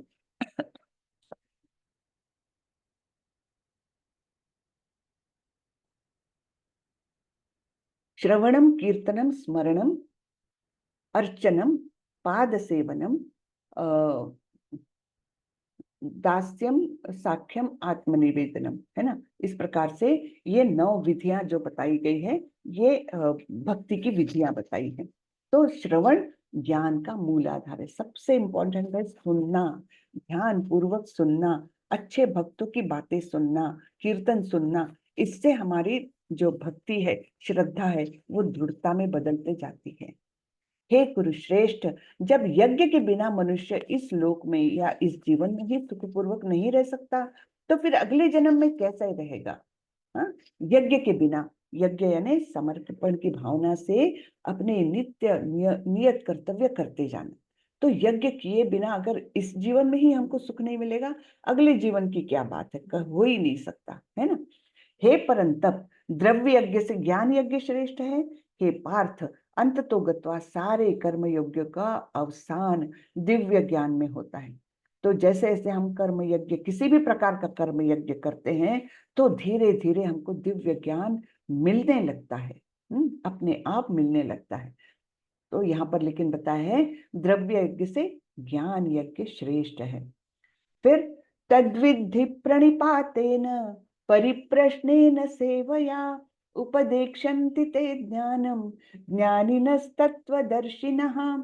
तुम गुरु के पास जाकर सत्य को जानने का प्रयास करो, उनसे विनीत होकर जिज्ञासा करो और उनकी सेवा करो। स्वरूप सिद्ध व्यक्ति तुम्हें ज्ञान प्रदान कर सकते हैं, क्योंकि उन्होंने सत्य का दर्शन किया है। तो यहाँ पर क्या बताया है, कोई भी ज्ञान प्राप्त करने के लिए, सत्य को जानने के लिए क्या करना है, हमको गुरु की शरण में जाना ही है। जैसे हमने दूसरे अध्याय में देखा था कि अर्जुन किस प्रकार भ्रमित हो गए हैं, और उसके बाद उन्होंने भगवान को बोला है कि आप मेरे गुरु हो और मैं आपका शिष्य हूँ, इसलिए मेरे लिए श्रेयस्कर क्या मार्ग है, ये आप मुझे बताएं। तो जब तक हम गुरु की शरण में नहीं जाते, वास्तविक ज्ञान हमको प्राप्त नहीं हो सकता। और गुरु के पास कैसे जाना है? विनीत होकर जिज्ञासा करना है। जिज्ञासा तो करना है, लेकिन विनीत होकर। ऐसा नहीं कि आजकल के बच्चे कैसे अपने टीचर की हंसी उड़ाने के लिए कुछ कुछ प्रश्न उपस्थित करते हैं, वैसा कभी भी नहीं करना चाहिए। गुरु के पास विनीत होकर जिज्ञासा करना चाहिए। उनको क्वेश्चन भी पूछो तो विनीत होकर पूछो, ये नहीं कि उनकी हंसी उड़ाने के लिए या उनको कुछ तकलीफ होए, इस प्रकार की बातें करके जिज्ञासा नहीं करना चाहिए। और क्या करना है? उनकी सेवा करना है। स्वरूप सिद्ध व्यक्ति यानी जो भक्ति में इस प्रकार से स्थित हो गया है कि उनको भगवान का संपूर्ण ज्ञान प्राप्त है, ऐसे स्वरूप सिद्ध व्यक्ति तुम्हें ज्ञान प्रदान कर सकते हैं, क्योंकि उन्होंने सत्य का दर्शन किया है। सत्य कौन है? परम सत्य कौन है? भगवान। यदि तुम्हें समस्त पापियों में भी सर्वाधिक पापी समझा जाए, तो भी तुम दिव्य ज्ञान रूपी नाव में स्थित होकर दुख सागर को पार करने में समर्थ होंगे। ठीक है, कितने भी तुम पापी हो, फिर भी अगर तुम ये दिव्य ज्ञान प्राप्त करते हो, तो तुम तर जाओगे इस भवसागर से, ऐसे भगवान बता रहे हैं। जैसे प्रज्वलित अग्नि ईंधन को भस्म कर देती है, उसी तरह हे अर्जुन, ज्ञान रूपी अग्नि भौतिक कर्मों के समस्त फलों को जला डालती है। हाँ, तो ज्ञान रूपी अग्नि जो है हमारे सारे अज्ञान को और सारे कर्मों को भी जला डालती है। श्रद्धावान लभते ज्ञानम तत्पर संयतेन्द्रिय, ज्ञानम लब्ध्वा पराम शांतिम अचिरेणाधिगच्छति। जो श्रद्धालु दिव्य ज्ञान में समर्पित है और जिसने इंद्रियों को वश में कर लिया है, वह इस ज्ञान को प्राप्त करने का अधिकारी है, और इसे प्राप्त करते ही वह तुरंत आध्यात्मिक शक्ति को प्राप्त होता है। ठीक है, तो श्रद्धा रहना ये तो पहला बेसिक रिक्वायरमेंट है ना। कल किसी ने पूछा था ना क्या रिक्वायरमेंट है, तो रिक्वायरमेंट ऐसा कुछ नहीं, लेकिन कम से कम भगवान में श्रद्धा पहली स्टेप तो होनी ही चाहिए। श्रद्धा होगी तभी तो आगे आगे हम बढ़ सकते हैं। तो श्रद्धालु जो श्रद्धालु दिव्य ज्ञान में समर्पित है और जिसने इंद्रियों को वश में कर लिया है। नहीं तो इंद्रिया तो हमारी कैसी है, हमने देखा था काम एष क्रोध एष रजोगुण समुद्भव। तो उसमें इंद्रिया तो पहली स्टेप है जो काम रूपी दुर्जय शत्रु जहां से एंटर करता है। तो इंद्रियों को जिसने वश में कर लिया है वह इस ज्ञान को प्राप्त करने का अधिकारी है और तुरंत ही उसको क्या मिलता है, आध्यात्मिक शांति प्राप्त करता है वो। योग संन्यस्त कर्माणम ज्ञान सच्चिन्न संशयम आत्मवंतम न कर्माणि निबंधन्ति धनंजय। जो व्यक्ति अपने कर्म फलों का परित्याग करते हुए भक्ति करता है और जिसके संशय दिव्य ज्ञान द्वारा विनष्ट हो चुके हैं वही वास्तव में आत्मपरायण है। हे धनंजय, वह कर्मों के बंधन से नहीं बनता। तात्पर्य में श्रील प्रभुपाद बोलते हैं, जो मनुष्य भगवत गीता की शिक्षा का उसी रूप में पालन करता है, उसका रूप नहीं बदलना है ना, यथा रूप रख करके, है ना, जो ऐसी शिक्षा को का उसी रूप में पालन करता है जिस रूप में भगवान श्री कृष्ण ने दी थी, तो वह दिव्य ज्ञान की कृपा से समस्त संशय उससे मुक्त हो जाता है। पूर्णतः कृष्ण भावना भावित होने के कारण उसे श्री भगवान के अंश रूप में अपने स्वरूप का ज्ञान पहले ही हो जाता है। तो उसका स्वरूप क्या है, हमारा ओरिजिनल स्वरूप, हम श्री भगवान के अंश है।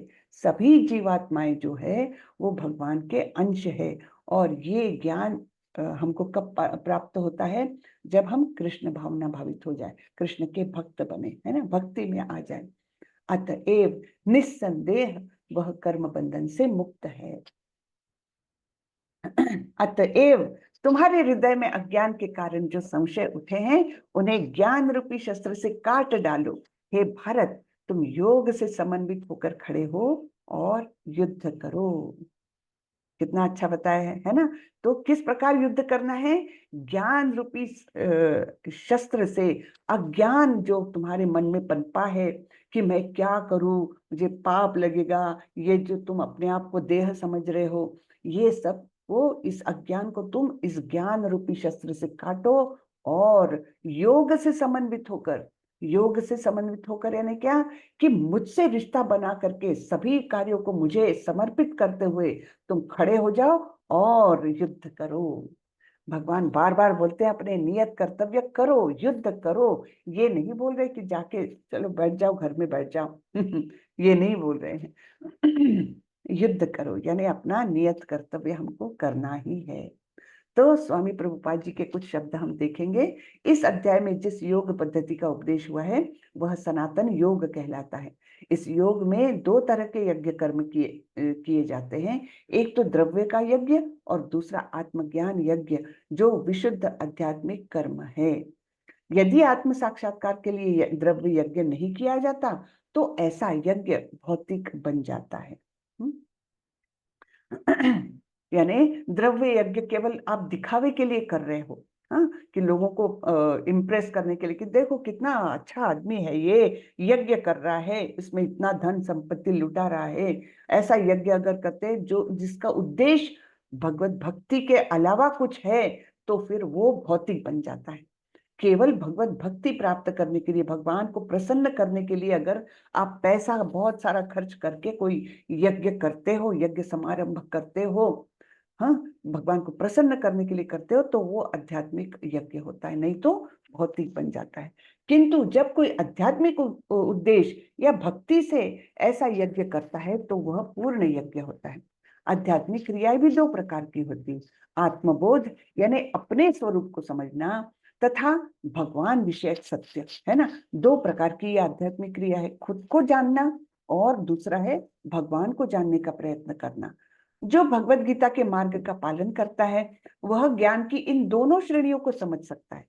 हाँ, तो ये कितना अच्छा बताया, देखिए कि जो भगवत गीता का मार्ग है ना, उसके द्वारा हम अपने आप को भी समझ सकते हैं। मैं कौन हूँ, मेरा यहाँ पर क्या काम है, मैं इस जगत में क्यों आया हूँ, मुझे क्यों इतने दुख मिल रहे हैं, ये भी उसको मालूम हो जाता है, आत्मज्ञान।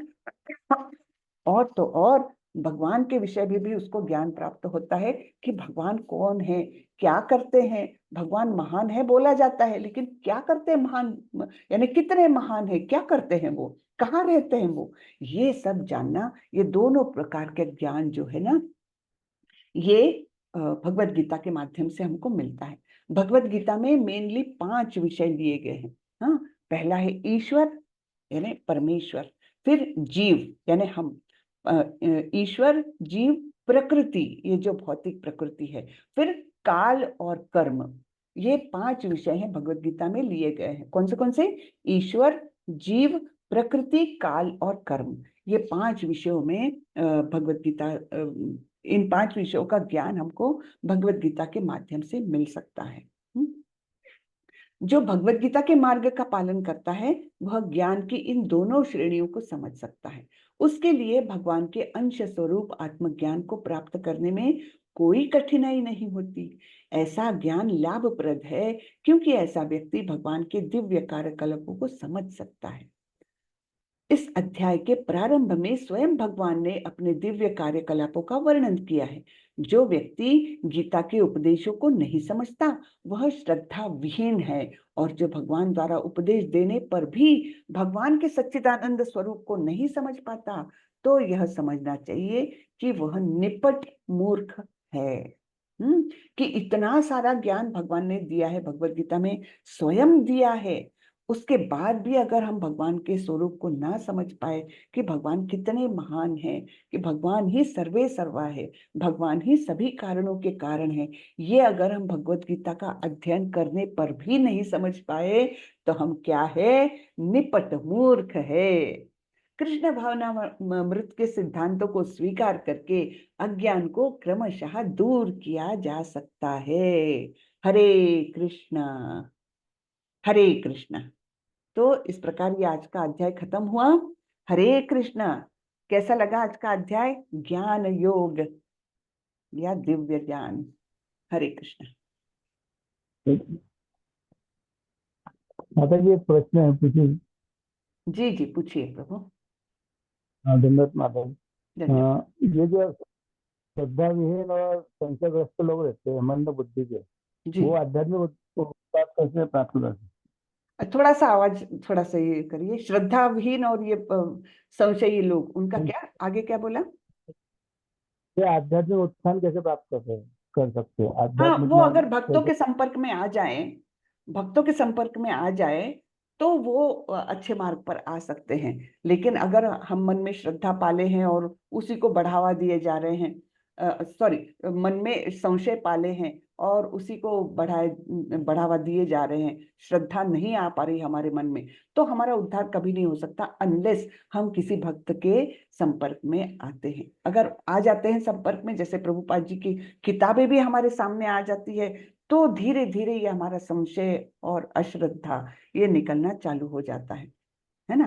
तो ये इसलिए संग यानी साथ का महत्व आध्यात्मिक जगत में बहुत ज्यादा है। आप किसके साथ संपर्क में हो, है ना, संग इसको कहते हैं। तो जो भक्तों की संगत में रहता है उसका उद्धार निश्चित रूप से होता है, धीरे धीरे क्रमशः ही सही, लेकिन होता है। और जो भौतिक विचारों वाले ऐसे ही लोगों के बीच में घिरा है, तो उसको वो संगति का असर होके उसके मन में अगर श्रद्धा भी है तो वो भी खत्म होने की संभावना रहती है। हाँ, तो इसलिए संग को बहुत महत्व दिया गया है हमारे जी आध्यात्मिक प्रगति के लिए। ठीक है ना माता जी, हरे जी। कृष्ण। हरे कृष्ण। कांचन माता जी। हरे कृष्णा माता जी। हरे माता जी आपने पिछले सेशन में भगवत वर्ड का विभाजन किया था, तो अगर आप वो थोड़ा सा समराइज कर सकते हैं, मेरा मिस हो गया था। भगवान, भगवान शब्द भगवत का, का आपने बताया था ना, भगवान, हाँ, भगवान, हाँ, वही ना, भगवान शब्द को बताया था हाँ जी मैंने। माता जी। हाँ, तो जैसे हम बोलते हैं धनवान व्यक्ति है, तो कौन है धनवान? जिसके पास धन है वो धनवान। हाँ, वैसे ही भगवान कौन है? जिनके पास भग है। भग 6 ऐश्वर्यों के संपूर्ण होने की स्थिति को बोला गया है। संपूर्णतः वो 6 ऐश्वर्य जिसके पास है वो भगवान। तो ये 6 ऐश्वर्य कौन से हैं? तो ऐसे ऐश्वर्य हैं जिनके प्रति हम भी आकृष्ट रहते ही है, सारे जीव। कि कोई सुंदर दिखा तो हम आकृष्ट होते हैं, कोई बलवान दिखा तो हम आकृष्ट होते हैं। तो भगवान तो ऐसे हैं कि उनके पास ये 6 ऐश्वर्य, सुंदरता, बल, हाँ, बुद्धि यानी ज्ञान, फिर सुंदरता, बल, बुद्धि, यश और वैराग्य, और एक मिस कर गई, देखिए मैं, एक मिनट, सुंदरता, बल और यश, ज्ञान, वैराग्य, और कौन सा छठा मिस कर रही हूँ मैं माता जी? माता जी शायद शक्ति बोला था आपने। बल, बल यानी ही शक्ति, क्या धन क्या है? धन। धन, धन, धन को मिस कर गई मैं, है ना। तो सुंदरता, बल, धन, और यश, ज्ञान और वैराग्य, ये 6 जो ऐश्वर्य है, इन 6 ऐश्वर्य को संपूर्ण रूप से जिसके पास है वो है भगवान। यानी उतना ऐश्वर्य किसी के पास हो ही नहीं सकता, संपूर्ण रूप से उनके पास है, इसलिए उनको भगवान कहा जाता है। ये डेफिनेशन है भगवान शब्द की। ठीक है माता जी? ठीक है माता जी। माता जी एक छोटा सा क्वेश्चन और है, जी। मतलब ऐसी जिज्ञासा सी थी। जैसे बुक में प्रभुपाद जी लिखते हैं अपने, मतलब एक उपाधि, जो अधिकारी की उपाधि उन्होंने कई जगह यूज करी है अपने शिष्यों के लिए, तो ये उपाधि क्या होती है? नहीं, मुझे समझा नहीं, क्या क्या कौन सी अ, उपाधि? जैसे उन्होंने अपने कई शिष्यों के लिए ना, जैसे उनका नाम है और नाम के आगे अधिकारी लगा दिया है, तो मैं वही मतलब समझ नहीं आया मुझे, अधिकारी किस लिए लगाते हैं नाम के आगे? मैंने नहीं देखा हुआ ऐसा तो कहीं, मुझे याद नहीं आ रहा माता जी। आप कोई रेफरेंस दे सकते क्या? मुझे याद नहीं आ रहा है। वैसे भक्ति में कनिष्ठ अधिकारी और मध्यम अधिकारी और उत्तम अधिकारी, ऐसे 3 श्रेणियां भक्तों की गई है। लेकिन मुझे ये याद नहीं आ रहा कि प्रभुपाद जी ने किसी भक्त के लिए ऐसा बोला है। अ, खैर, ये 3 श्रेणियां बताई गई है भक्तों की, कनिष्ठ, मध्यम और उत्तम। तो कनिष्ठ अधिकारी उसको कहते हैं जिसने भक्ति में अभी और भी प्रारंभ किया है। वो मंदिरों में जाकर पूजा अर्चना तो बहुत श्रद्धा से करता है, यानी भगवान को तो बहुत मानता है, लेकिन भगवान के भक्तों के साथ उसका जो रिश्ता है वो योग्य नहीं है। हाँ, यानी इन सेंस कि वो दूसरे जीवों को वो उस आदर सत्कार के साथ नहीं देखता जो होना चाहिए। क्योंकि हमने देखना क्या चाहिए कि हर एक में परमात्मा है, स्थित है।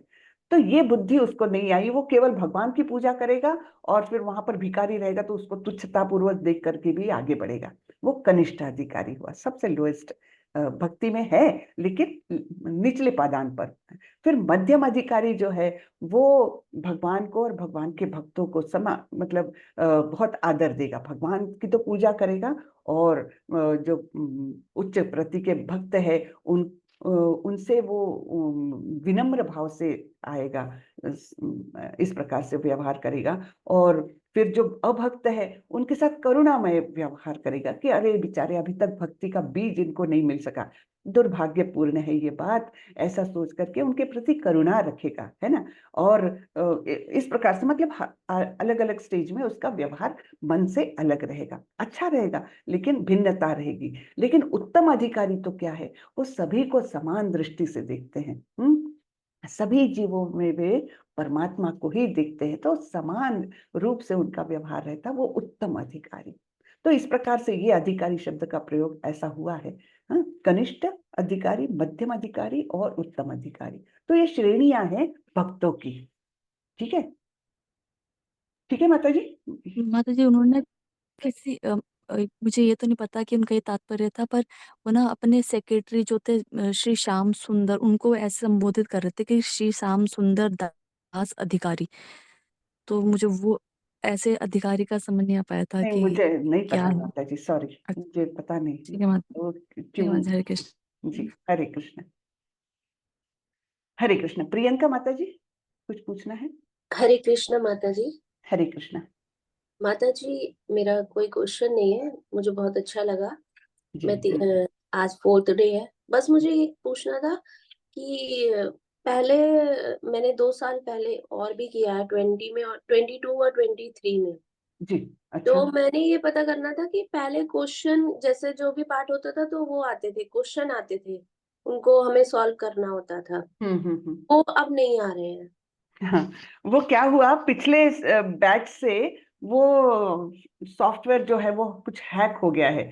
तो पिछली बार तो ऐसी दिक्कत आई कि लेवल 1 लेवल 2 वो दोनों भी बैचेस मतलब वो क्वेश्चन सॉल्व नहीं कर पाए, उनको सिर्फ आंसर्स दिखते थे, क्वेश्चन दिखता ही नहीं था। तो अभी भी शायद वो समस्या हल नहीं हुई होगी। मैं पूछती हूँ क्षमा माता जी, इसके बारे में कुछ है क्या अपडेट्स? हाँ माता जी, अभी प्रॉब्लम सॉल्व नहीं हुई है, जैसे ही सॉल्व होगी तो मैं ग्रुप में लिंक डाल दूंगी। जी जी। अभी माता जी ने 2-3 दिन का टाइम और मेरे को बोला है कि मे अच्छा भी शायद 2-3 दिन और लग जाए। अच्छा। तो हो ठीक सकता है दो ठीक है तीन दिन माता जी, मुझे लगा कहीं मैंने मिस तो नहीं कर दिया, इसलिए नहीं मैं नहीं। कंफर्म कर रही जी, हूँ। वो आएगा, ठीक ग्रुप में लिंक ठीक भी डालेंगे और फिर वो क्विज करना है सबको। अच्छे क्विज रहते हैं, ठीक। हाँ जी, इंटरेस्टिंग हाँ जी। क्विज रहते हैं। हम्म, हरे कृष्ण। ठीक है, हरे कृष्णा माता जी। हरे कृष्णा। स्वाति माता जी। हरे कृष्णा माता जी। हरे कृष्ण। अ, माता जी, मुझे बस छोटा सा एक रिपीट चाहिए था। आपने ना 3 चीज बताई थी, अकाम, सकाम और निष्काम। अगर आप नहीं उसे नहीं, मैं बताती हूँ। कर्म, अकर्म और विकर्म, ये 3 शब्द आए थे आज के श्लोक में। फिर जी जी निष्काम और सकाम तो अलग बात हुई। निष्काम यानी क्या कि जिसका फल प्राप्त करने की इच्छा नहीं है, उनको कोई कर्म फल के लिए कार्य नहीं किया जाता, वो निष्काम। और सकाम यानी कोई इच्छा रख करके कर्म किया जाता है, वो सकाम। ठीक है, वो तो अलग बात हुई। लेकिन हम्म आज के अध्याय में जो अकर्म, विकर्म और कर्म, अकर्म और विकर्म, ये 3 शब्द आए हैं आज के इसमें। तो उनका रेफरेंस ऐसा है कि कर्म तो उसको बोला गया है जो भी हम कार्य करते हैं, जो भी करते हैं वो कर्म में आया। फिर अकर्म क्या है? अकर्म यानी आध्यात्मिक कर्म, भगवान को अर्पण करते हुए भगवान को प्रसन्न करने के लिए जो भी कर्म है वो अकर्म में आया। और विकर्म क्या है? विकर्म यानी नियमों की अनदेखी करके कार्य करते हो, तो विकर्म में आया। जैसे विकर्म तो कोई भी हम छोटा सा ले सकते हैं, जैसे नो पार्किंग का बोर्ड है और आप जाकर वहां पर जाकर के पार्क कर रहे हैं, तो नियमों की आप जानबूझ करके अनदेखी कर रहे हो, तो वो विकर्म में आता है ना। तो यानी हमको जैसे शास्त्रों के अनुसार बताया गया है कि चोरी करना नहीं चाहिए और हम जानबूझ करके चोरी कर रहे हैं, तो फिर वो क्या हुआ? विकर्म। तो कर्म और विकर्म दोनों भी कर्म बंधन उत्पन्न करते हैं, चाहे वो आपका अच्छा कर्म हो चाहे बुरा कर्म हो, वो कर्म बंधन उत्पन्न करते ही है। लेकिन अकर्म जो है वो कर्म बंधन उत्पन्न नहीं करता, वो हमको मुक्ति की ओर ले जाता है। ठीक है ना माता जी? तो माता जी, कर्म बंधन में दोनों चीज आएंगी, मीन्स के जो अच्छे कर्म है और जो बुरे हाँ कर्म दोनों। हाँ, कर्म में दोनों प्रकार के आते हैं, लेकिन विकर्म वो है कि जो जानबूझकर आप नियमों की अनदेखी करते हो, तो वो विकर्म में आएंगे। ठीक है माता जी, धन्यवाद माता जी, हरे कृष्णा। हरे कृष्ण माता जी। अमरेंद्र कुमार प्रभु। हरे कृष्णा। हरे कृष्णा माता जी। हरे कृष्णा जी, माता जी प्रभु। माता जी, मेरा सवाल यह था कि इस भौतिक जगत में हम लोग भौतिक चीजों की प्राप्ति के लिए देवताओं की ही पूजा करते हैं। तो क्या भगवान श्री कृष्ण की अगर पूजा करें तो भौतिक लाभ नहीं मिलेगा? मिलेगा, क्यों नहीं मिलेगा?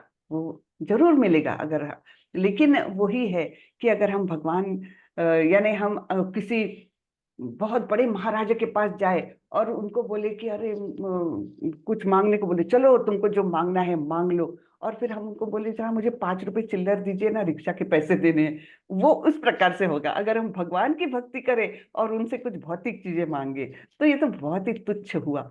जो भगवान की भक्ति में रहेगा तो वो भौतिक चीजें कभी नहीं मांगेगा। हाँ, क्योंकि जो भौतिक इसमें जीवन में जो होना है वो तो होगा, लेकिन हमको अगर भक्ति कर रहे हैं हम भगवान की, तो उनसे मुक्ति मांगे, है ना, भगवत धाम मांगे। ये की छोटी मोटी चीजें कोई मांगेगा?